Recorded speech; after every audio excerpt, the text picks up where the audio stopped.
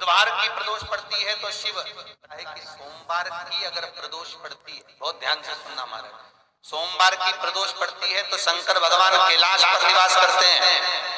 मंगलवार की प्रदोष पड़ती है तो शिव काशी में निवास करते हैं। बुधवार की प्रदोष पड़ती है तो शिव रजत भवन में निवास करते हैं।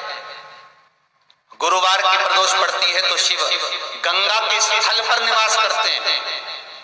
शुक्रवार की अगर प्रदोष पड़ती है तो शिव नीलकंठ पर विराजमान होते हैं। शनिवार की अगर प्रदोष पड़ती है तो शिव शमी के वृक्ष के नीचे रहते हैं। और रविवार की जब प्रदोष पड़ती है तो शिव बेलपत्र के पेड़ के नीचे निवास करते हैं। महाराज ये एकादशी शंकर से कह रही है कि आपका स्थान ये नहीं कि आप कैलाश पर मिले, उस वार को, उस तिथि के दिन, उस अनुकूल।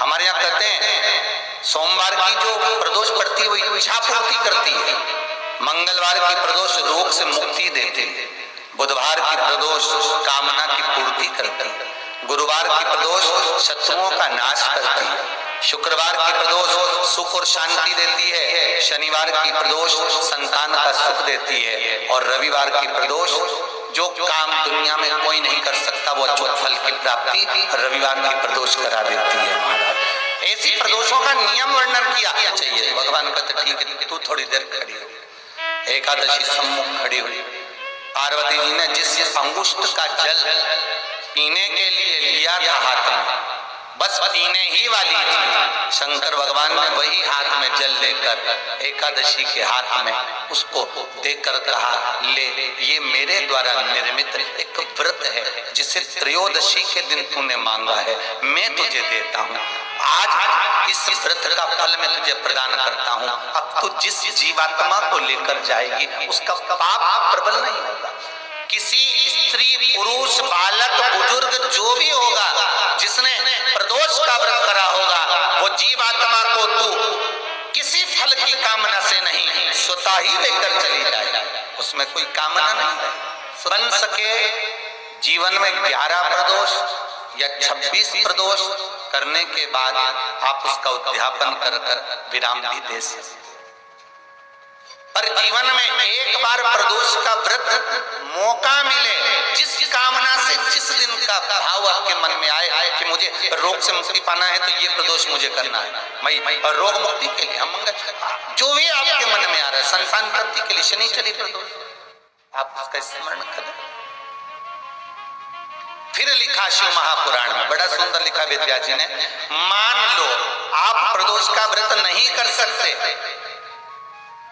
आप अगर व्रत नहीं कर सकते तो प्रदोष के दिन, प्रदोष काल में शाम का समय सूर्यास्त का कुछ पल, कुछ घड़ी के पहले से लेकर बाद तक का प्रदोष काल के अंतर्गत आप शंकर जी के मंदिर में जाकर 1 लोटा पानी, 5 बेलपत्र भी अगर समर्पित करते हैं तो संपूर्ण प्रदोष का फल आपके भाग्य में प्रबल हो जाए।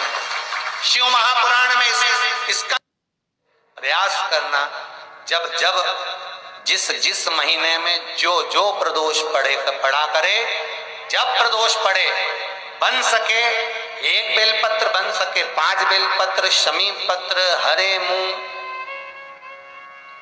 हरा मूंग, बेलपत्र, एक कलश के अंदर थोड़ा सा पानी लेकर 1 बेलपत्र, हरा मूंग, शमी पत्र डालकर और उसमें थोड़ा सा गुड़ डालकर भगवान शिव का स्मरण कर कर प्रदोष काल में, मान लो कोई काम आपका बहुत जरूरी है, बहुत दिनों से आप थक गए हैं, नहीं हो रहा, कर्जा बढ़ रहा है, धन नहीं आ रहा, व्यापार नहीं चढ़ रहा, या कोई समस्या बहुत प्रबल है, कोई एग्जाम में बैठ रहे हो नहीं हो रहा, परीक्षा भी दे दी है, रिजल्ट आने ही वाला है, तो भी प्रदोष काल में, प्रदोष के समय वो जल, मूंग, शमी पत्र और बेलपत्र और गुड़ का शंकर के शिवलिंग को समर्पित करना प्रारंभ कर दो।